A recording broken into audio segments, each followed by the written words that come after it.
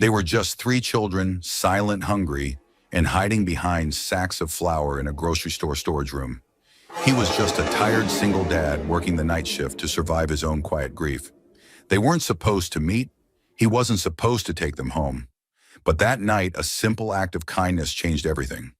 What began as one night of shelter turned into a journey none of them could have imagined.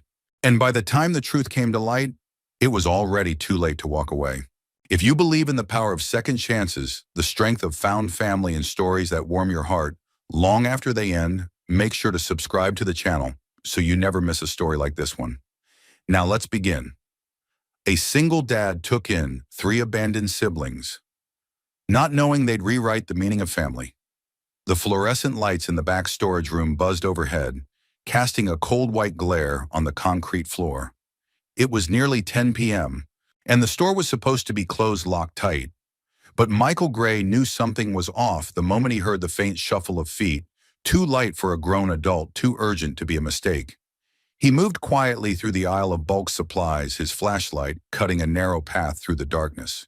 He was a big man, rough around the edges from years under hoods and lifting boxes, but tonight his footsteps were careful, almost gentle. And then he saw them. Three figures crouched behind a stack of flour sacks. A girl older, maybe 11, froze mid-motion, a loaf of bread clutched tight in her hands. Behind her, a boy barely taller than her shoulder stood stiff as a statue, and nestled between them, a toddler in an oversized hoodie sucked her thumb, her wide eyes shining with fear. Michael's breath caught in his throat. For a moment, no one moved. The flashlight beam hovered over the girl's face. She didn't flinch. Her jaw was set, her eyes steady, too steady for a child. "We're not stealing," she said, voice trembling but defiant. "We're hungry." Michael lowered the light. He should have radioed security, should have called the police. That was protocol. But something about the girl's voice, about the way she pulled the toddler behind her, shielding her like a lion cub, made him hesitate. "What are your names?" he asked, quieter than he expected. The girl hesitated, then spoke. "I'm Lena. That's Caleb. She's Maisie. And where are your parents?" Lena glanced at the floor. Gone.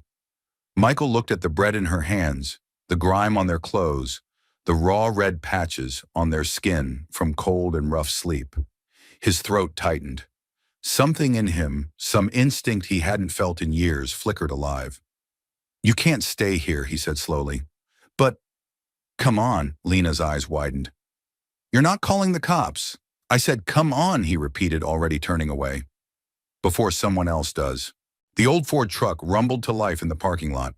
Michael turned the heater all the way up. The kids sat stiffly in the back seat, Lena pressed against the door.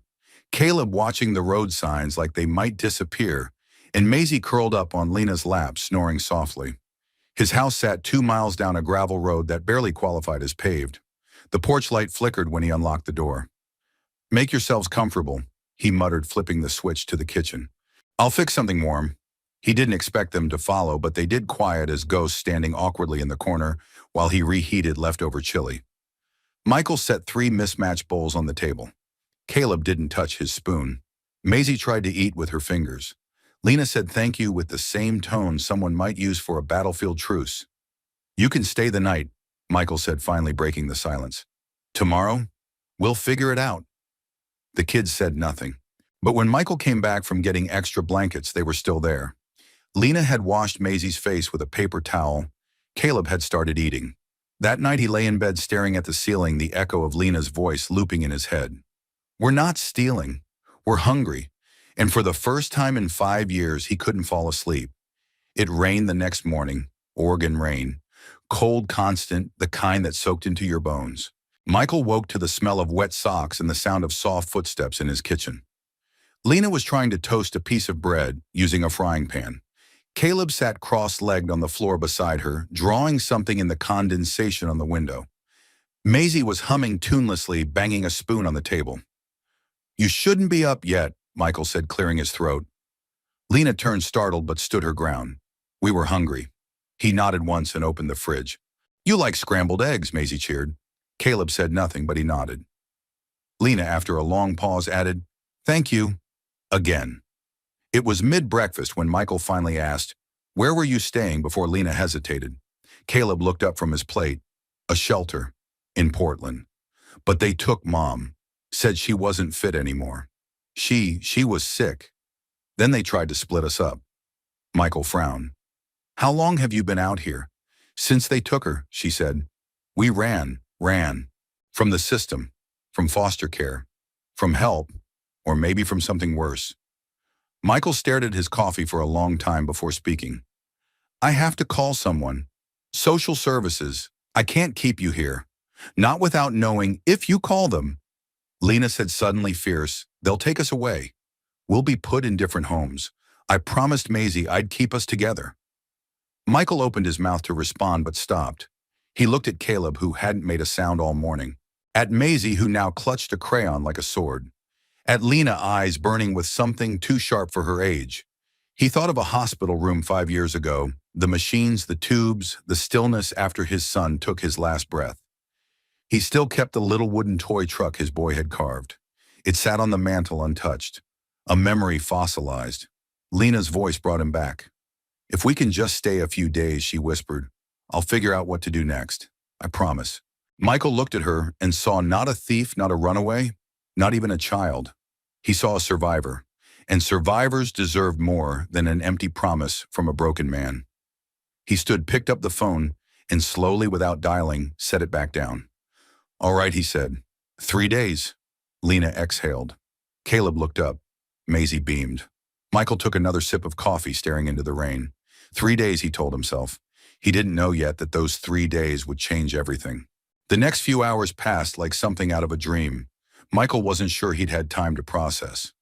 After breakfast, the kids napped on the old couch in the living room, curled together like a pack of stray animals, finding warmth for the first time.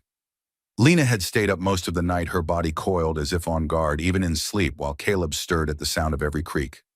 Only Maisie had given in to the deep, trusting sleep of the truly young. Michael watched them from the hallway, hands deep in his jacket pockets, unsure what to do with the silence that had suddenly settled over the house. The last time there'd been this much noise in his home, his son was still alive. He stepped outside for air. The porch was slick with rain, the gravel drive littered with pine needles. He stood there for a long time, the cold cutting through his flannel, letting the wind rake through memories he hadn't invited. 3 days, he'd said, but even he didn't believe it. That afternoon, he pulled together a lunch of tomato soup and grilled cheese. Nothing fancy, but the kids reacted like he'd set down a Thanksgiving feast. Maisie clapped. Caleb gave a rare sideways grin. Lena stared at the plate before whispering, Are you sure we can eat all of it? All of it, Michael said, sitting down across from them. And seconds if you want. The table creaked under the weight of 4 mismatched bowls, the first time it had seen that many since before the accident. They ate mostly in silence, but it wasn't the uncomfortable kind. Lena made sure her siblings had enough, even offering her own half sandwich to Caleb when he paused too long between bites. Michael watched her with a quiet sort of awe. She reminded him of someone. When the plates were cleared, he leaned back in his chair and finally asked, Do you want to tell me more about your mom? Lena tensed. Caleb froze. Michael held up his hand. You don't have to. I'm not pressing. If you ever feel like it, I'm here. For a long while, Lena said nothing. Then she pushed her empty bowl forward and stared at her reflection in the spoon. She wasn't always like that, she said softly. She used to sing, all the time. Old songs from the radio. She knew how to make pancakes shaped like animals. Her voice cracked. But then she started forgetting things. Where she put our shoes, whether she fed Maisie. One day she left Caleb at the park. Just forgot he was there. Michael's jaw tightened. We tried to help, Lena continued, eyes glassy. But they said she was unfit. Put her somewhere. We don't know where. What about your father? She shook her head. He left before Maisie was born. We never met him. Michael exhaled slowly. Every instinct told him to pick up the phone and call Child Protective Services. That's what the system was for, right? But another part of him, deeper and harder to ignore, screamed something else. Not yet. Not them. Not these kids. Caleb slid a drawing across the table, 3 stick figures holding hands under a crooked roof with a 4th off to the side. Michael recognized himself instantly standing under a rain cloud. The childlike bluntness hit him harder than expected. That me? He asked with a faint smile. Caleb nodded. Michael tapped the fourth figure. Why the rain? The boy hesitated, then pointed toward the window. Outside, the sky was still gray. Because you're still alone, his silence seemed to say. After lunch, Michael went to the garage. It was time to think. The old workbench was littered with tools, rusted bolts, and a half-disassembled carburetor from a lawnmower he'd promised to fix 6 months ago. The hum of solitude usually calmed him, but today the silence felt hollow. He looked up at the small wooden truck on the shelf above, his son's last project. It had been 5 years, but the pain still came, in waves, sharp, cold, and without warning. 3 kids in your kitchen, Mike, he told himself. What are you even doing? He wiped his hands and headed back inside. That evening, he found Lena folding a pile of blankets on the couch. Maisie sat nearby, humming to a stuffed animal that had seen better days. Caleb was sorting crayons into neat rows. You don't have to clean, Michael said. We don't want to be a burden, Lena replied quickly. Too quickly. You're not. She looked up at him, eyes guarded. We always are. People say it nice at first. Then they look at you like you're too loud, too messy, too much. You can see it in their faces. Michael pulled out a chair and sat down. You ever stay in one place long? Lena shook her head. Couple nights, sometimes a week. Then someone changes their mind. That what you think I'll do? She hesitated. I don't know what to think. Michael didn't respond right away. Instead, he walked to the cabinet and pulled down 4 bowls. This time he ladled out chili from a pot he'd made 2 days ago. Still good, still warm.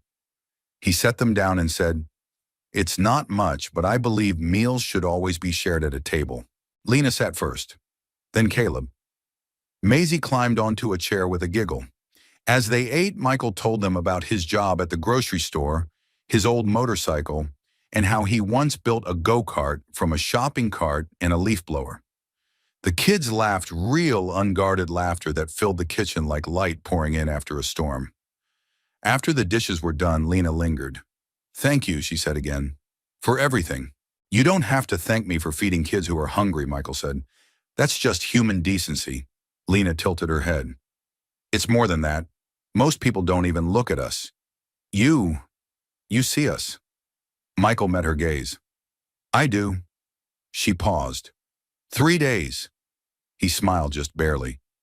Let's see how tomorrow goes. As Lena walked away, Michael leaned back in his chair, the room around him feeling different, warmer, lived in. He didn't know where this road would lead. He didn't even know if it was a road at all. But tonight there were 3 plates at his table, and for the first time in a long while, he didn't feel like he was eating alone. Michael stood at the kitchen sink, drying his hands on a dish towel as the sun crept slowly over the tree line. The morning light filtered through the blinds, striping the walls in quiet gold. It was Sunday, his only day off, and for the first time in years, it didn't feel like a hollow stretch of silence he'd need to kill with car repair videos and half-hearted yard work. He glanced into the living room. Lena was helping Maisie button a sweater that was clearly 2 sizes too small. Caleb sat on the floor beside them, flipping through an old National Geographic magazine with a torn cover. A family improvised, but intact. Michael cleared his throat. I've got some errands in town. Thought we'd head over, pick up groceries, maybe swing by the hardware store. Sound good, Lena looked up sharply. All of us. Yeah, he said with a shrug. I figure it's time you picked your own cereal, Maisie squealed. Caleb stood quickly as if worried the offer might evaporate if he moved too slow. Lena hesitated. Won't people ask questions? Probably. He nodded. But you're with me. That's all they need to know. The trip into town was uneventful until they reached the grocery store. As Michael wheeled the cart past the frozen foods aisle, he spotted a familiar face at the end cap display, Helen Walker, a caseworker from the Department of Human Services. She was in her 40s, sharp-eyed and quick-witted, the type who could spot a lie before you even opened your mouth. He'd met her a few times through neighborhood events. She was good at her job, and that was the problem. He tried to veer away unnoticed, but it was too late. Michael, Helen called out, stepping forward. He forced a smile. Helen. Morning? Her eyes drifted to the kids. I didn't know you had company. He stiffened slightly. They're friends of the family. Helen knelt a bit, smiling warmly at Maisie. What's your name, sweetheart? Maisie pressed into Lena's side, silent. Lena responded, voice even. Maisie, she's shy. Helen's gaze sharpened. They staying with you long, Michael bristled. Just a few days, their situation's complicated. Helen stood. I'd like to talk to you sometime. Soon. Michael nodded. Sure, anytime. But his stomach was a knot of ice. That night after the kids had gone to bed, Michael sat at the kitchen table with a laptop he hadn't opened in weeks. He pulled up the state's foster care database, a public portal limited but useful. He searched Lena age range 10 to 12 female. Then Caleb male 6 to 8, Maisie female 2 to 4. Nothing. No profiles, no alerts, no active searches. He frowned. Next he called a friend Travis, a mechanic who used to be married to a paralegal. Travis owed him more than a few favors. I need someone who can help me dig through case files, Michael said. Kids. Foster system. I think something's off. Off how Travis asked. They don't exist. Not in the system. No missing persons report. No foster placement. But they told me their mother was taken to a state facility. Travis was quiet. You sure you want to get involved in this? I already am. 2 days later, a manila envelope arrived at his porch with no return address. Inside was a single printout, a redacted report from DHS marked confidential. At the top, Elizabeth Jane Mercer, age 38. Diagnosis is schizoaffective disorder. Custody of 3 minors terminated due to mental instability. No kinship placement. Children transferred to temporary care, but notes on their placement had been blacked out by marker. Michael stared at the page until the words blurred. Elizabeth Mercer. That name, it rang something in his memory. He opened a box from the attic, one he hadn't touched in years. Inside were photos, notes, old love letters, even a necklace shaped like a tiny oak leaf. He picked up a photo, his younger self smiling beside a woman with laughing eyes and wild curly hair. Her name was Ellie Mercer. Ellie, the girl he'd met at 19. The woman who'd left abruptly one summer, never returning his calls, leaving behind only a scrawled note, I can't explain. I'm not well. Please forgive me. And now, decades later, her children were sleeping under his roof. Lena, Caleb, Maisie. His hands trembled as he flipped the photo over. In Ellie's handwriting, summer 2009, Mid-Ashland Trail Camp. A lump formed in his throat. He grabbed the flashlight and returned to the attic. After digging through a second box, he found what he hadn't realized: he'd kept a faded camp brochure from that same summer. On the back, scrawled in familiar script, was a name and a date, Michael Gray, plus Ellie Mercer. July 12, 2009. Forever if we're lucky. He sat back stunned. Lena. She wasn't just some stranger's child. She was his. Later that night, Michael sat in the hallway back against the wall, heart racing in his chest. From the open door to the living room, he could hear Lena whispering to Caleb. You have to be careful at school. Don't tell them where we're staying. Don't tell them about Mike. People get suspicious. Caleb murmured something in return, too soft to hear. Just be smart, she said. We can't get split up. Not again. Michael walked back to his bedroom and closed the door softly behind him. His mind spiraled. If Lena really was his daughter, what did that mean, legally, emotionally? And more importantly, did she know, had Ellie ever told her? He wasn't sure what terrified him more, that she didn't know, or that she did and hadn't said a word. He turned off the light and lay in the dark, the air thick with questions he couldn't yet answer. But one thing was already certain. This wasn't just a 3-day favor anymore. This was something else, something permanent, something his. And he had no idea how to protect it. The next morning, the house stirred before sunrise. Michael stood in the hallway just outside the kids' shared room. He could hear Lena's quiet commands, gentle but firm, as she helped Maisie get dressed and reminded Caleb to double-check his socks. Her voice had that strange maturity that didn't belong to an 11-year-old. It was the voice of someone who had been forced to parent long before she ever had a chance to be a child. Michael leaned against the doorframe, watching for a moment too long. Lena noticed and gave him a tight, guarded smile. We're almost ready, she said. I know, he said quietly. You always are. The school was a modest brick building tucked between 2 rusting baseball fields and a weather-worn church. Michael had arranged for temporary enrollment, with the help of a sympathetic clerk who agreed to list them as displaced kin. It wasn't legally airtight, but it bought them time. He'd expected more resistance, but small towns had a way of looking the other way when a familiar face vouched for something, or someone. In the parking lot, Caleb wouldn't let go of his hand. "You'll pick us up?" the boy asked, voice barely above a whisper. "Of course," Michael said. "Right here, same spot." Caleb nodded solemnly, then joined his sister. Lena took Maisie's hand, gave Michael a long glance, half challenge, half plea, and disappeared into the school building. Michael watched them walk away, a strange ache blooming in his chest. He hadn't expected it to hurt so much. Back home, he found himself wandering. He passed the living room where crayons still littered the coffee table, the kitchen where 3 juice glasses stood like silent sentinels, and then inevitably the door at the end of the hall, his son's room. He hadn't touched it since that winter 5 years ago, when life stopped like a record needle scratching off the vinyl. Slowly, as if breaking a sacred seal, he turned the knob and stepped inside. The air was dry and still. Dust floated in sunbeams slanting through the closed blinds. The twin bed was perfectly made, the shelves still lined with model cars, sports trophies, and a stack of books about space. On the nightstand sat a framed photo, Michael and a boy no older than 10, grinning in front of a makeshift treehouse. James, his boy, gone in less than 3 weeks from diagnosis to death, an aggressive heart infection the doctors hadn't seen coming. One day he was chasing squirrels in the yard, the next he couldn't breathe. Michael had held his hand through it all, through the beeping monitors and the terrible silence that came afterward.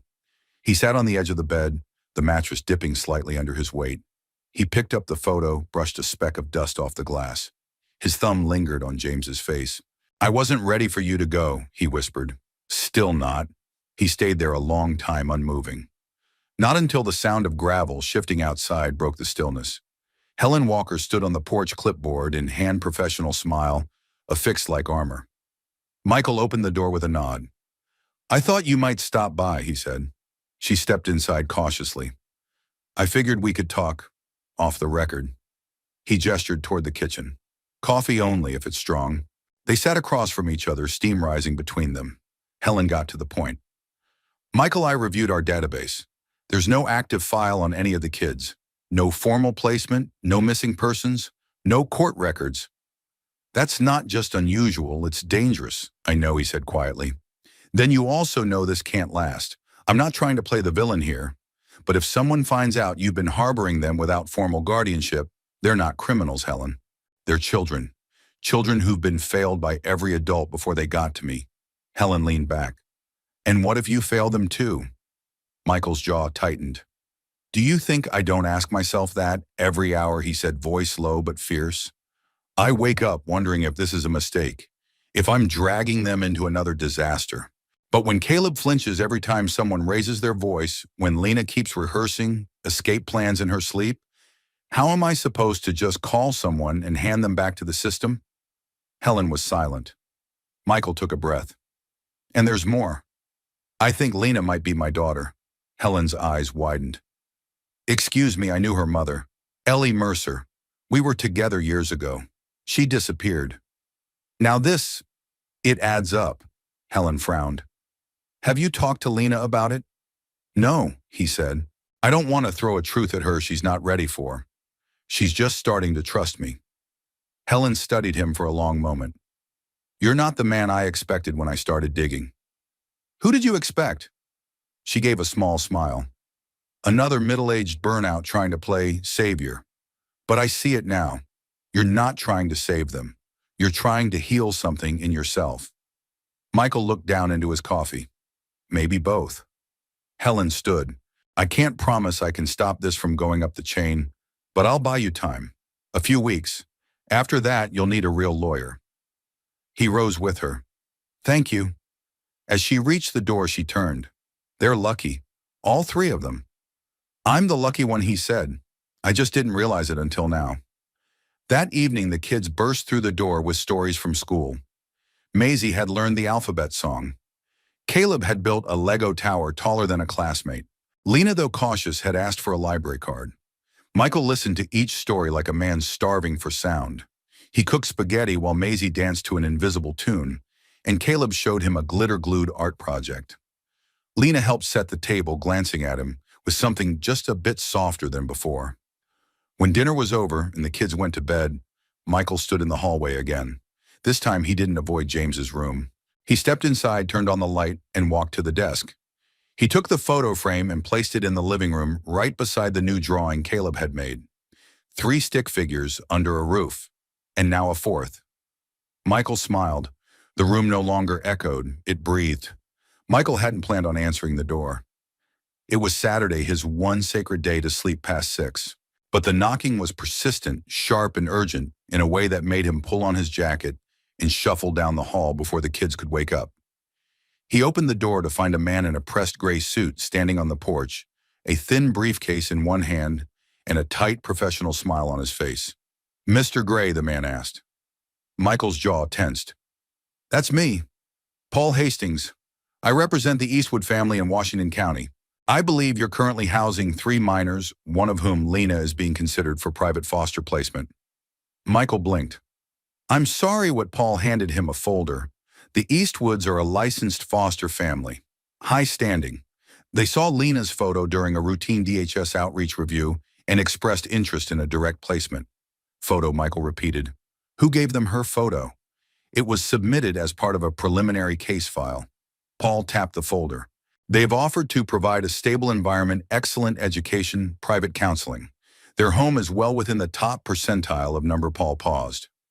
"I don't think you understand." Michael stepped forward, his voice low and steady. "No, she's not going anywhere.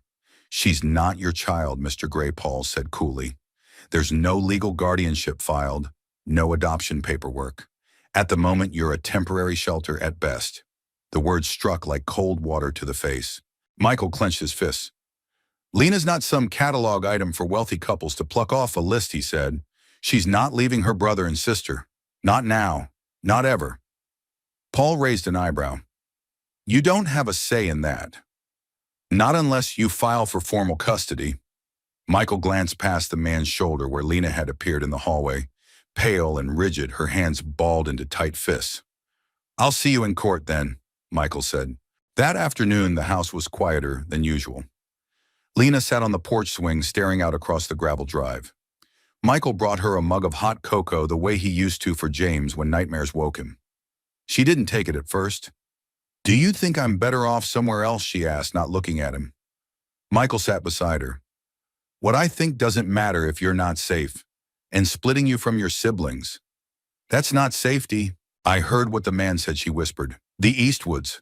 They sound like good people. Like they have everything." Michael exhaled slowly. "They probably are. But they don't have you. Not all of you. They don't have Caleb's quiet loyalty, or Maisie's songs about broccoli and dinosaurs, or the way you take care of them like someone twice your age." She was quiet a long moment. "Why would they want me?" "You're brave," he said. "You're smart. And people like that? They want to collect good things. But that's just it. You're not something to collect." Lena's voice cracked. "They'll take me anyway, won't they? Not if I can help it." She finally looked at him. "Why do you care so much?" Michael hesitated. He could say what he should about decency, about responsibility, but the truth was bigger than that. Deeper, more fragile. "Because once I lost a child," he said, voice barely above the wind. "And I swore if I ever had the chance to protect another one, I'd never walk away." Her lips trembled, but she said nothing. She didn't have to. That night after the kids had gone to sleep, Michael dialed Helen Walker. "I need your help," he said. "They're trying to separate them. Take Lena." There was a pause, then Helen sighed. "I was afraid something like this might happen. That lawyer Hastings, he's ambitious. Looks good on paper to offer a merit-based placement. I've seen it before. So how do we stop it?" "There's a hearing in a week," she said. "They'll argue Lena deserves a superior opportunity. You'll need representation." "I can't afford an attorney," Michael admitted. "I know someone who might take the case pro bono.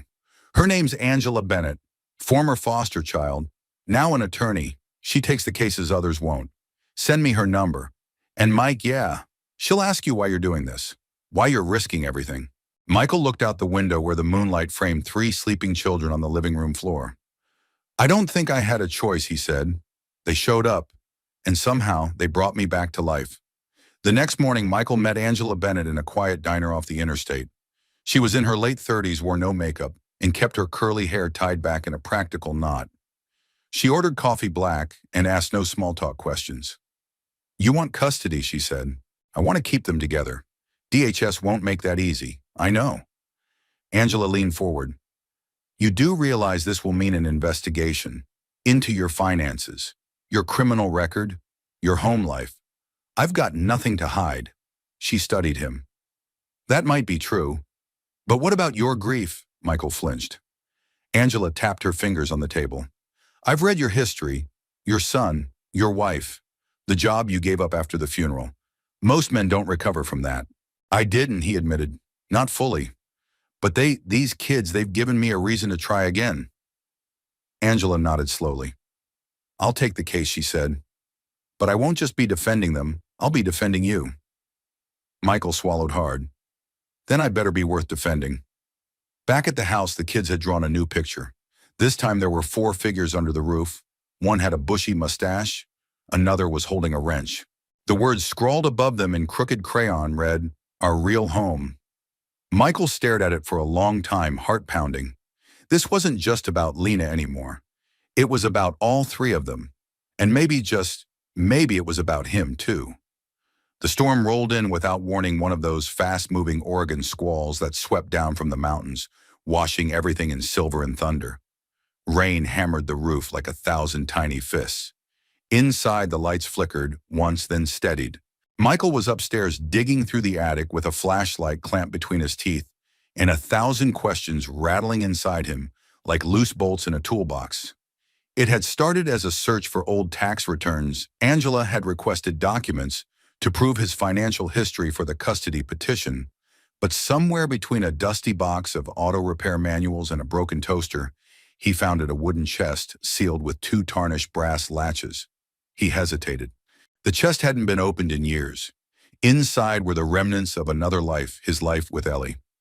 Michael sat cross-legged on the attic floor, flashlight aimed downward as he sifted through faded photos, love letters folded 100 times in the scent of time and grief. His hands were shaking. At the bottom of the chest was a small envelope brittle with age. He unfolded it carefully and out slid a photograph. There she was, Ellie Mercer, smiling into the camera, freckles bright against summer-tan skin. She wore a white cotton dress and no shoes, her curls wild from the wind. Standing beside her, arm wrapped loosely around her waist, was a younger Michael. They were maybe 20 and in love in the way only the young can be, recklessly, impossibly, completely. He turned the photo over, scrawled in Ellie's handwriting, Mint Ashland Trail Camp, July 12, 2009. We'll find her forever one way or another. Michael closed his eyes. He remembered that trip. He remembered the way she laughed when they got caught in a downpour and had to huddle under the same threadbare tarp. He remembered the way she whispered she was late, not late for dinner, but late. He remembered the panic, then the joy. And he remembered the note she left only weeks later. I'm not well. I'm scared. Please don't look for me. And now there was Lena, 11 years old. Smart, brave, sharp-chinned. My God, he thought. She's mine. That evening, Lena sat alone at the kitchen table, thumbing through one of Michael's old cookbooks. She wasn't reading, not really. Her eyes were distant, face pale. Caleb had a nightmare last night, she said as Michael walked in. He won't talk about it. Michael poured 2 mugs of tea and sat across from her. It'll take time. He's been through a lot. So have we all. He nodded, then set the photograph on the table between them. Lena looked down at it. Her breath caught. Is that yes? Michael said softly. That's me. And your mother. Lena's eyes welled, but she didn't cry. You knew her. I loved her. Once. A long time ago. She ran a finger over the image, lips pressed together. She never told me about you. She said she had to leave because she was broken. Michael's throat tightened. She was sick, Lena. But she wasn't broken. And she never stopped loving you. That much I know. Lena sat very still. Are you my father? The question hung in the air like smoke. I think I am, he said. I haven't done a test, but the dates match. The place, the look in your eyes. I don't need a test to know what I already feel. Lena's face crumpled, not in fear, not in anger, but something else, relief. Pure, unfiltered, world-collapsing relief. And then the tears came. Michael reached across the table and took her hand firm and steady. I didn't know, she whispered. I thought maybe, but I didn't want to hope. I'm sorry I wasn't there, he said. I would have moved heaven to find you if I'd known. You found me now. They sat in silence, fingers still entwined. Outside, the rain softened to a hush. A new chapter had begun quietly, completely. Later that night, after the kids were asleep, Michael sat by the fireplace with a pen and a yellow legal pad. Angela had advised him to write a declaration, a personal letter to the judge explaining why he wanted custody, what the children meant to him. He stared at the blank page for a long time. Then he wrote, "To whom it may concern, my name is Michael Gray. I'm not a perfect man. I've made mistakes. I've lost people. But I have never, not once, walked away from someone who needed me. These children, Lena, Caleb, and Maisie, came into my life through the back door of fate. I didn't go looking for them. They showed up, hungry, scared, brave. I didn't choose them, but I stayed, and now I do choose them.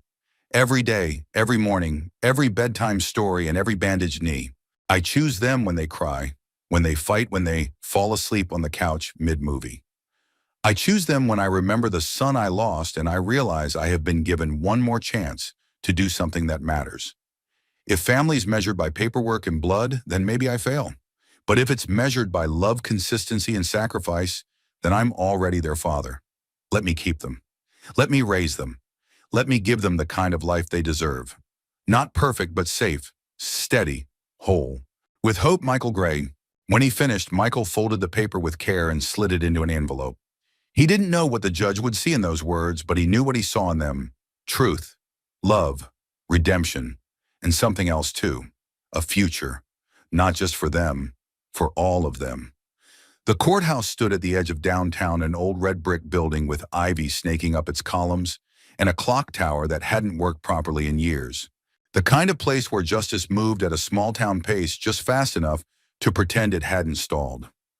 Michael parked his truck across the street, staring up at the worn facade as if it were a mountain he hadn't trained to climb. Lena sat in the passenger seat, unusually quiet. Caleb and Maisie had stayed home with Helen, who'd insisted on babysitting, while Michael attended the pre-hearing consultation. Lena had insisted on coming. She said it was about her future. She deserved to hear every word.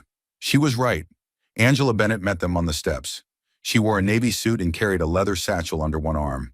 Her eyes were alert, but her voice was calm. "You ready for this?" she asked. Michael exhaled. "I don't think anyone's ever ready for a fight about their family." Angela nodded. "Then it's a good thing you're not just anyone." They passed through security, their footsteps echoing against the marble floors. The waiting area outside the judge's chambers was lined with wooden benches and fading portraits of stern-faced men who had once interpreted justice from the same room they were now headed toward. Michael adjusted his collar. Lena sat beside him, staring at her hands. Angela checked her watch. "Judge Wallace is methodical but fair. He won't be swayed by sentiment alone, so we're leading with evidence. Stability, responsibility. Your personal statement will be attached to the formal petition." Michael nodded. "You read it." "I read it twice," Angela said. "It doesn't read like something written by a mechanic. It reads like something written by a father." Lena looked up at that. Before Michael could speak, the door opened. "Gray Bennett," a clerk called. Angela stood smoothing her jacket. "It's just procedural today. The real hearing is next week, but the Eastwoods filed an expedited request for provisional custody of Lena. That's why we're here to stop it." Michael's stomach turned to stone. He didn't know it would be today. He exchanged a quick glance with Lena. She gave a small nod. "We've got this," she whispered. Inside the chamber was more intimate than Michael expected. No grand jury box, just the judge at a raised bench, a single court reporter, and 3 folding chairs arranged in a semicircle.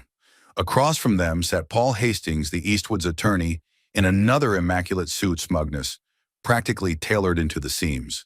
Judge Wallace adjusted his glasses. "This is a preliminary matter.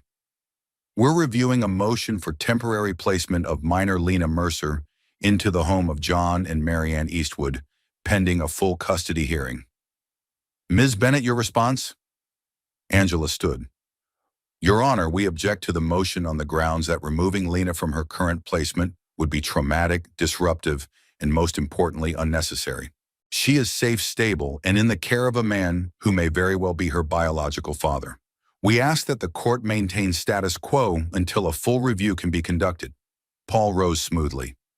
Your Honor, the Eastwoods have been vetted, licensed, and have provided a detailed care plan. Mr. Gray has no legal standing, no custody order, no proof of paternity. The child's welfare must come first. Judge Wallace turned to Michael. Mr. Gray, do you wish to say anything? Michael stood slowly. His palms were sweating. I don't have a law degree, he began, voice a little shaky. I don't have money or a big house. But I've got a kitchen where she eats breakfast, a porch where she laughs, and 2 other kids who call her sister like it's the only truth they know. If you take her away now, you're not just taking her, you're breaking 3 lives at once. The courtroom went silent.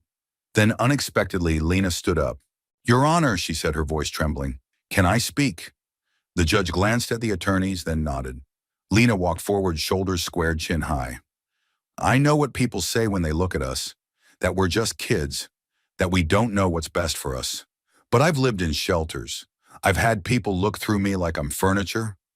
Mike doesn't do that. He sees us. She paused, her voice tightening.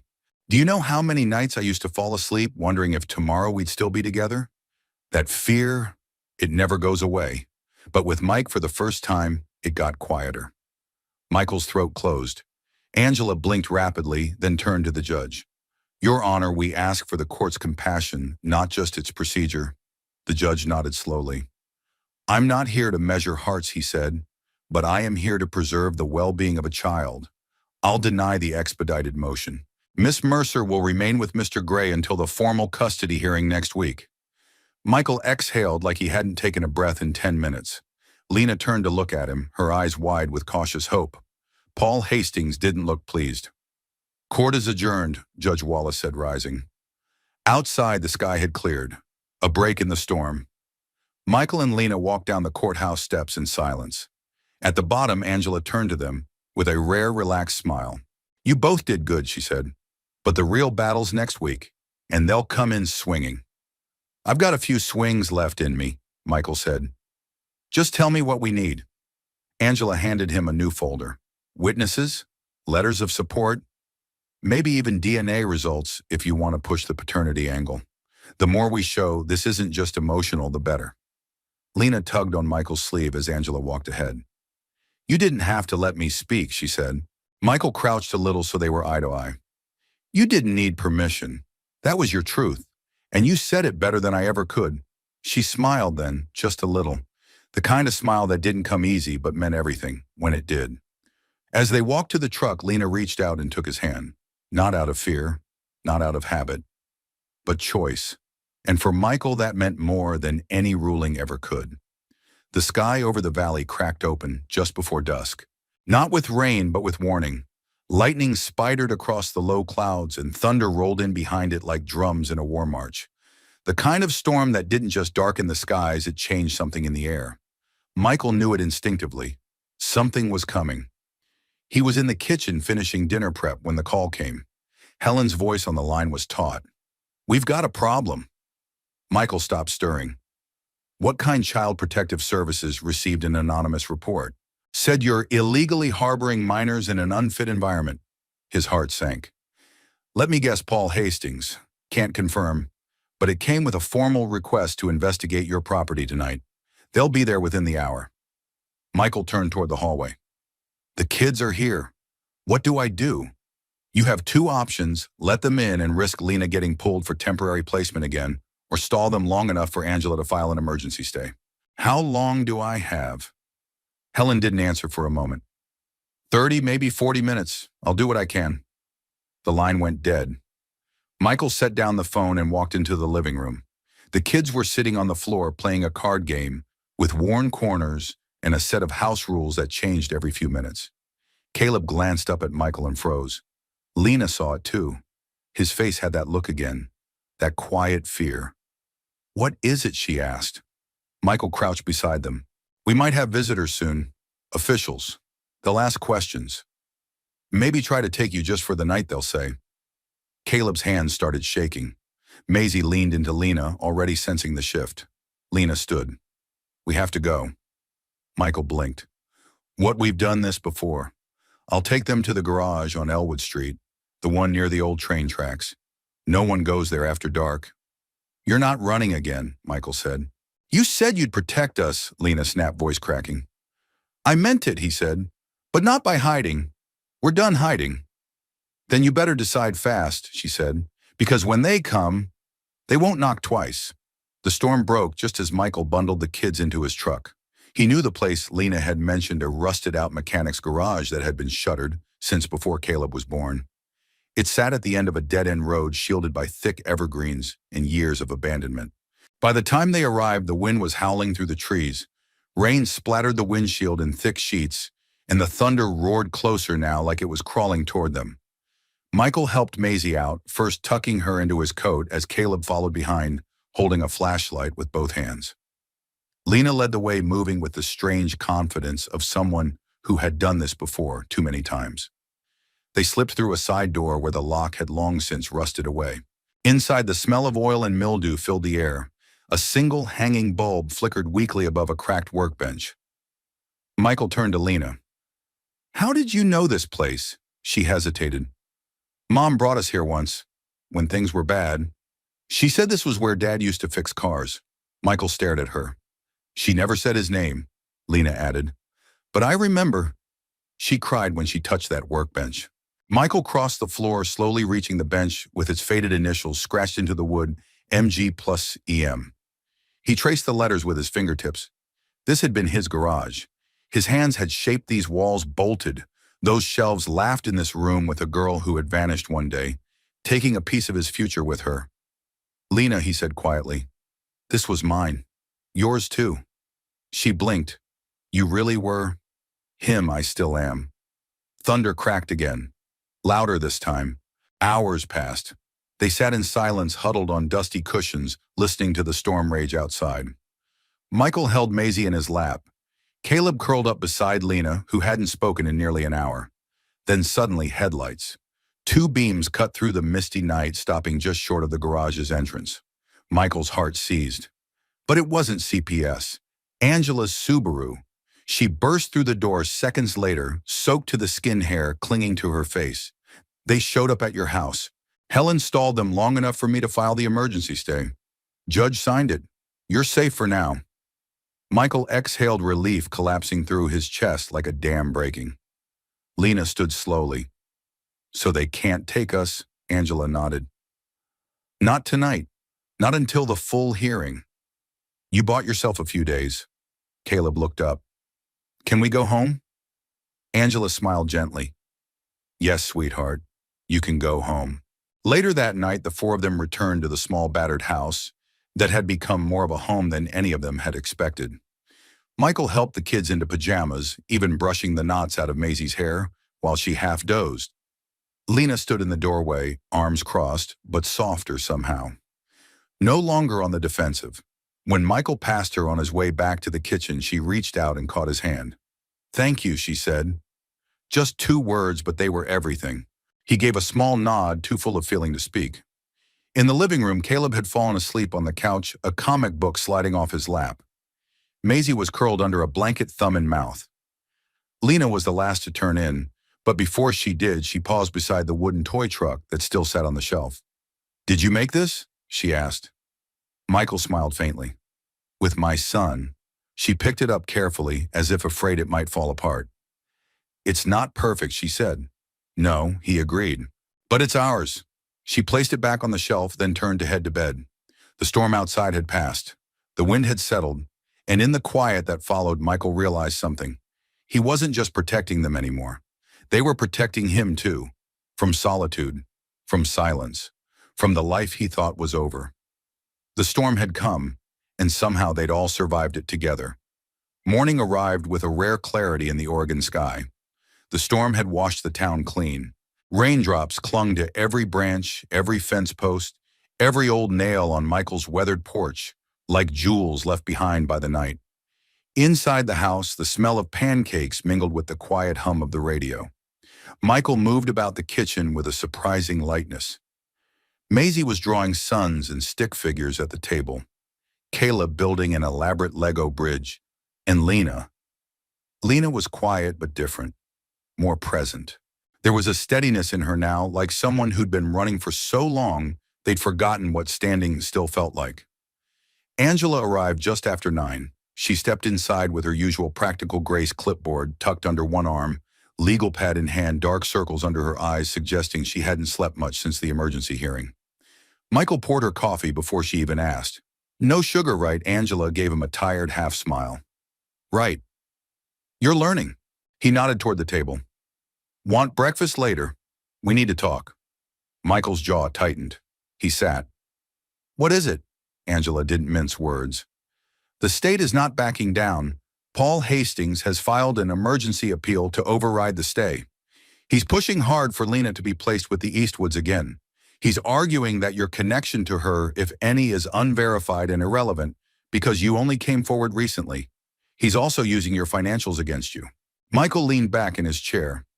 "So it's about money now?" "It always is," Angela replied. "But there's something else." She pulled a small envelope from her satchel. "We ran the paternity test." Michael stared at the envelope. Time seemed to suspend. "I didn't ask for this yet," he said. "I know," Angela said softly. "But if you're going to stand in court next week and claim this girl as your daughter, you need to be sure. Not just in your heart, on paper." He reached for the envelope but paused. Lena was watching from the hallway. Her eyes didn't ask the question out loud. They didn't need to, Angela noticed. "We don't have to open it now." Michael shook his head. "No. She deserves to know the truth." He tore open the envelope slowly, as if the truth might slip away if he moved too fast. Angela unfolded the paper and read silently, then looked up. "She's yours." Michael's hands gripped the table. Lena stepped into the room, barely breathing. "Really?" Angela nodded. "Legally, biologically, yes." Lena let out a single shaking laugh. "I knew it. I always kind of knew it." Michael stood slowly, unsure what to do with the tidal wave of feeling that overtook him. Joy, guilt, awe, grief, it all tangled together. "I wish I'd known," he said. "I wish I'd been there." "You're here now," Lena said, crossing the room. "That's what matters." Angela gave them a moment before continuing. "This changes everything in your favor. With the DNA results and the judge's previous ruling, the odds are better, but not guaranteed." "What else do we need?" Michael asked. "Testimonies. Support from people who've seen you raise them. Teachers, neighbors, anyone who can speak to the emotional and developmental stability they've gained since coming to you." Michael nodded. "Done. I'll ask the school. Helen. Maybe even the guy who runs the parts shop. He's seen me dragging 3 kids in for errands for weeks." Angela hesitated. "There's one more thing." She reached into her satchel again and pulled out a worn folder. Michael opened it. Inside were documents, court records, and discharge papers. It was Ellie's file. Angela spoke gently. "She passed away 2 months ago. Institutional pneumonia. The state kept it quiet because she had no listed next of kin." Michael's breath caught. "She's gone." Angela nodded. "I'm sorry." Lena looked like she'd been struck in the chest. "I thought she was getting better." Angela shook her head. "She was moved around too often. Fell through cracks no one talks about." Michael rubbed his temples. "So much of this started with her. And now you carry her legacy," Angela said. Lena whispered, "She wasn't always like that, you know. She was happy once." Michael looked at her. "So were we. Once." Angela placed a firm hand on Michael's shoulder. "You have a week to show the court what this family really means. I'll handle the law. You handle the heart." She turned to Lena. "You might be asked to speak again." "I want to," Lena said. "I'm not scared anymore." That night, Michael sat by the fire with a photo in his hands, Ellie barefoot in the summer, laughing at something just outside the frame. He'd kept it hidden in a box for years, buried with the questions she never answered. Now those answers lived under his roof, ate his food, hugged him without warning. He walked into Lena's room, knocking gently. She was journaling. "Hey," he said, holding out the photo. She took it, eyes softening. This was the camp. Yeah. We carved our initials into the bench. She used to say that tree knew all our secrets. Lena smiled faintly. She used to hum to Maisie in the middle of the night, even when she was too tired to speak. She loved you, Michael said. I know, Lena whispered. She just couldn't stay. Michael nodded. But you can. She looked at him, eyes glassy. I want to, she said. He wrapped an arm around her, pulling her close. And in the stillness, he realized something profound. The law might need proof, but love didn't. It had already made its decision. No court could overrule that. Not now. Not ever. The morning of the final custody hearing arrived with the heavy hush of a battlefield before dawn. The house was unusually still, as if even the floorboards were holding their breath. Michael stood at the bathroom mirror, tugging the knot of his tie with fingers that didn't seem to remember how to move. He hadn't worn a suit in years, not since James's funeral, and it didn't fit quite right anymore. Nothing about this day felt right, but everything about it mattered. In the living room, Lena helped Caleb tie his shoes while Maisie twirled in her dress, humming to herself. Helen arrived right on time, holding a folder of supporting documents and a thermos of coffee. Angela was already at the courthouse preparing the case files, cross-checking her arguments. She had sent a text that morning that simply read, "No matter how today ends, you already did the most important thing. You gave them a reason to believe again." Michael glanced at the kids. Let's go remind the judge what belief looks like. The courthouse lobby was busier than usual. A few reporters lingered by the entrance. They weren't there for him, but the noise of a contested foster case involving a respected family like the Eastwoods had leaked into local press. Angela met them at the security checkpoint. You ready? She asked Michael. No, he said honestly, but we came anyway. Angela's eyes softened. That's the definition of courage. Inside the courtroom, the players took their places. Judge Wallace presided from the bench, neutral and unreadable.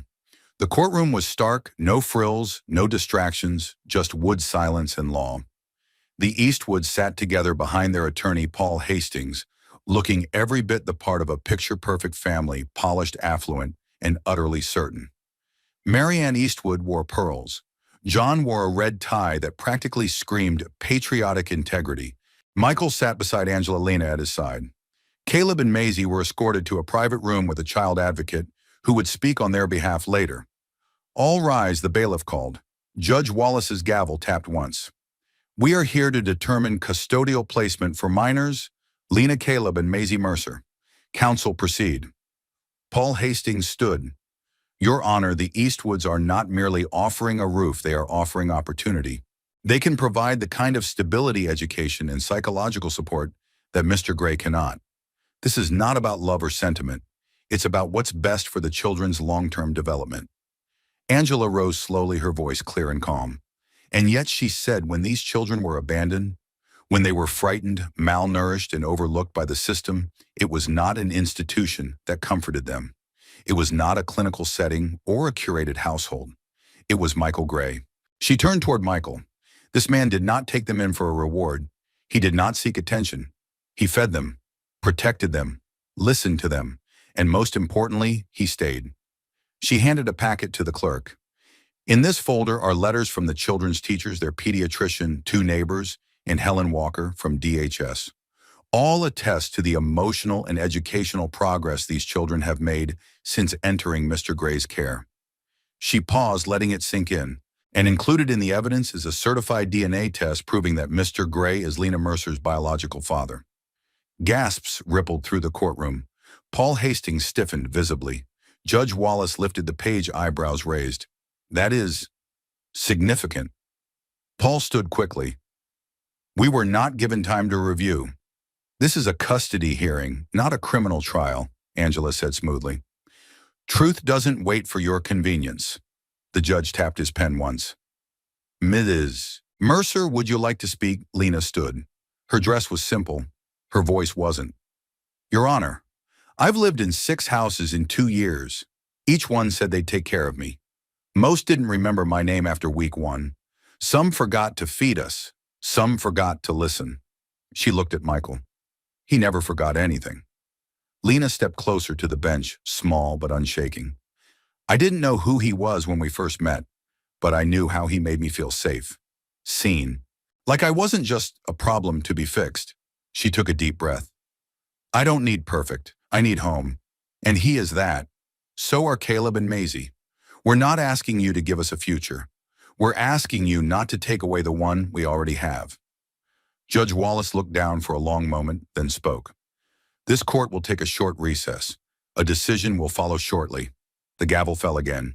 They waited in silence in the hallway, the kids fidgeting, Helen pacing Angela, reviewing notes she didn't need to see again. Michael sat beside Lena, his hand resting on hers. I'm proud of you, he said, no matter what happens. She leaned into him. I know. 30 minutes passed before the bailiff returned. Judge Wallace is ready. Everyone filed back into the courtroom. This time there was no preamble. Judge Wallace looked over his reading glasses. Custody law is meant to serve the child, not the adult, not the narrative. The question before me today is not who has more money, more degrees, or a larger home. He looked at Michael, then at Lena. It's who gives these children the greatest chance to be loved, to be safe, to grow into whole people. He paused.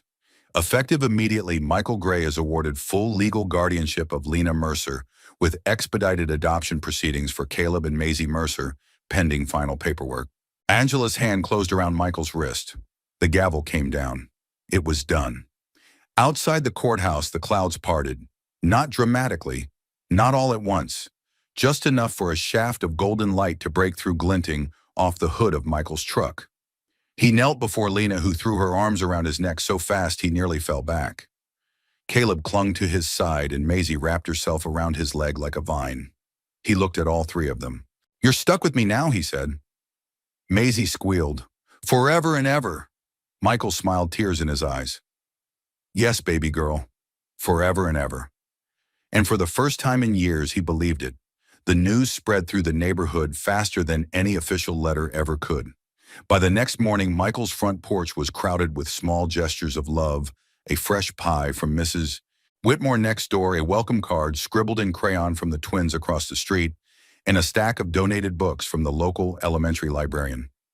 It was as if the town itself had exhaled with him. Inside, the house felt different. Not because of any furniture moved or walls painted, but because of something more invisible, something deep. The silence that had once haunted Michael's home had been replaced by the sounds of family footsteps on old stairs, laughter, spilling through hallways, the occasional shout of, "That's not fair," over board games. This wasn't just shelter anymore. It was theirs. 2 weeks had passed since the judge's gavel came down, sealing what Michael already knew in his heart. Legal custody was just ink on paper, but now it meant doors opening, new schools, pediatric care, state support. And it meant structure, stability, permanence. Angela stopped by on a Friday afternoon. She stood on the porch, her blazer, a little wrinkled, a coffee in her hand, looking more relaxed than he'd ever seen her. I brought paperwork, she said, holding up a manila folder, and cookies. The cookies are the real reason I came. Michael grinned and stepped aside. Come in before the kids find them first. Lena appeared almost instantly in the kitchen. Is that Angela? Angela turned. Yes, and I come bearing legal news.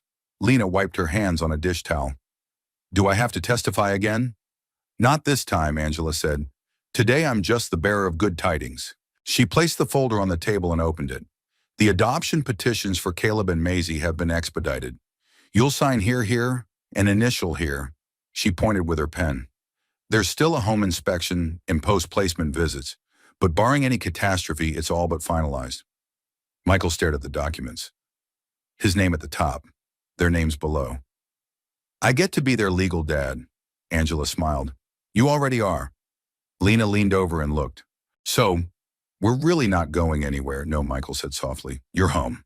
That night, Helen dropped by with balloons and a homemade dinner, meatloaf and mashed potatoes, because growing kids need real food, she insisted.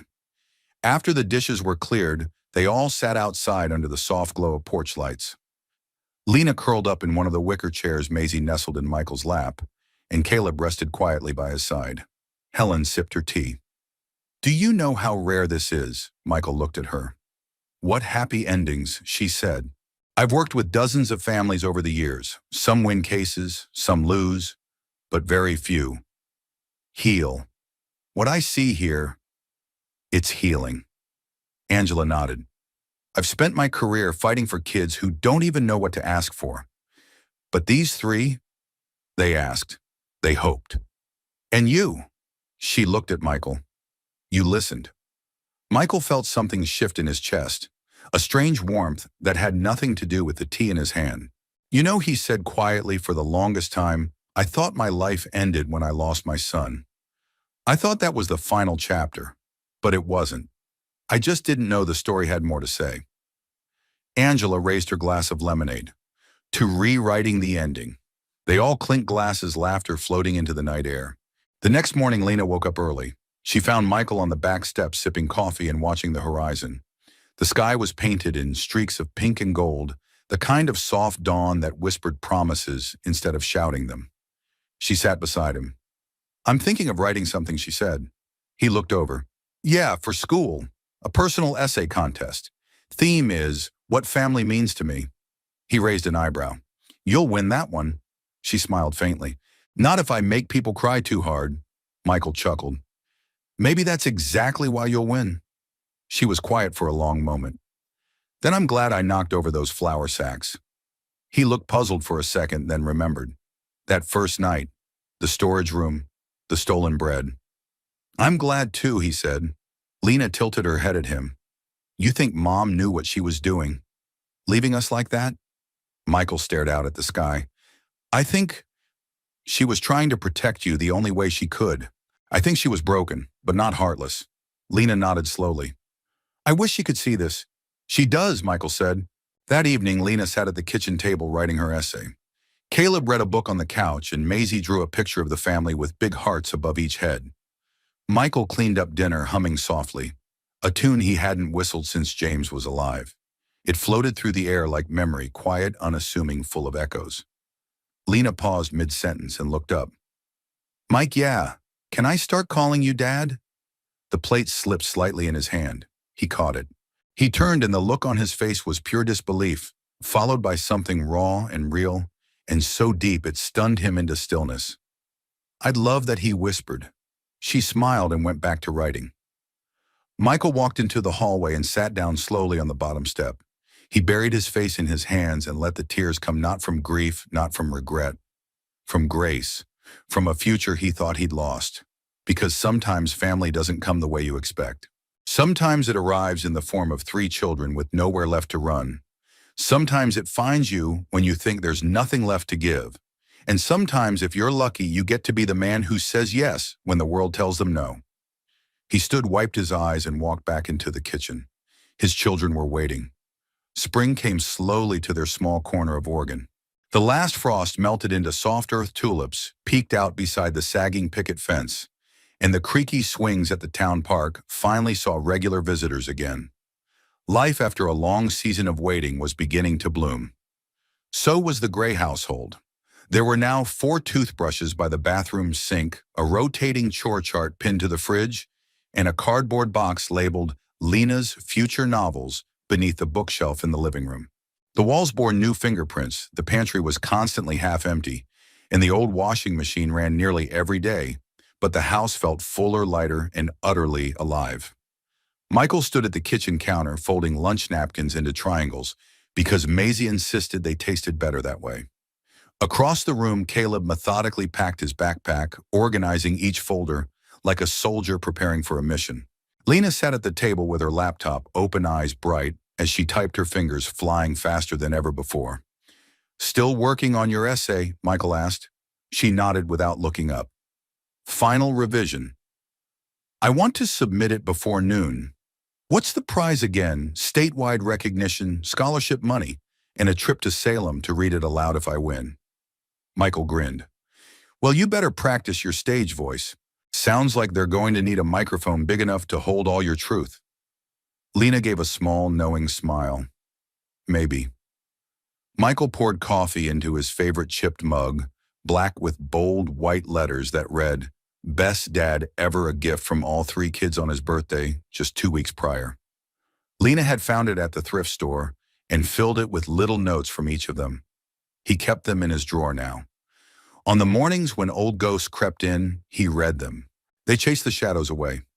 By afternoon, the school auditorium buzzed with soft conversation, the rustle of programs, and the excited chatter of parents and students.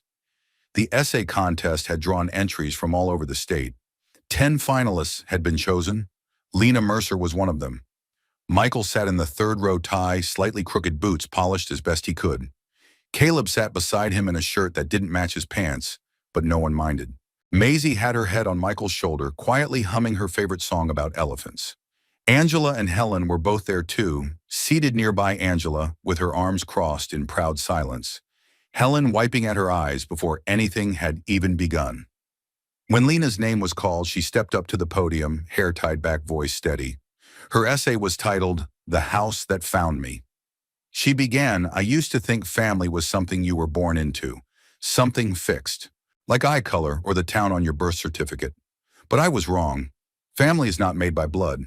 It's made by choice, by small acts of kindness, a bowl of soup, a place to sleep. A man who doesn't ask where you've been, but asks if you're warm enough now. The first time I called him Dad, he cried when he thought I wasn't looking. But I saw him, just like he saw me when no one else did. My brother Caleb is still quiet, but when he laughs, it shakes the room. My sister Maisie thinks I'm a queen, and I don't plan on telling her otherwise. And me, I'm still learning what it means to trust the world again. But I have a home now, not just a roof, a home. This house found me when I was lost. This man took us in when we had nothing. And now we have everything that matters." She paused, then ended simply. "Family is not where you come from. It's where someone decides you belong. I found mine." The applause rose slowly at first, then swelled like a tide, crashing gently through the room. Michael stood clapping harder than anyone, his vision blurred. And he wasn't the only one. Weeks later, a letter arrived in the mail. Lena had won first place. Her essay would be printed in local newspapers and education journals. A small scholarship fund would be established in her name to support other foster youth pursuing writing. Angela framed a copy for their hallway. Helen brought flowers. Michael bought takeout for dinner and declared it Lena Day. Later that evening, they sat on the porch watching the sun melt into the horizon. Caleb leaned against Michael's side, half asleep. Maisie lay stretched across a picnic blanket with a juice box in one hand and a popsicle in the other. Lena sat beside Michael, her legs crossed the golden light, casting her in soft brilliance. "You ever think," she asked, "about what would have happened if you'd turned us in that first night?" Michael sipped his coffee. "Every day." She tilted her head, and he looked at her, really looked, and smiled. "I thank God I didn't." The wind moved gently through the trees. Somewhere in the distance, a wind chime sang. No big endings, no dramatic music. Just life. Soft, real steady. "I don't think this is the end of the story," Lena said. Michael raised a brow. No, she said. "I think it's just the beginning." He nodded, the truth of that sinking into his bones. Because stories don't always start with birth or end with blood.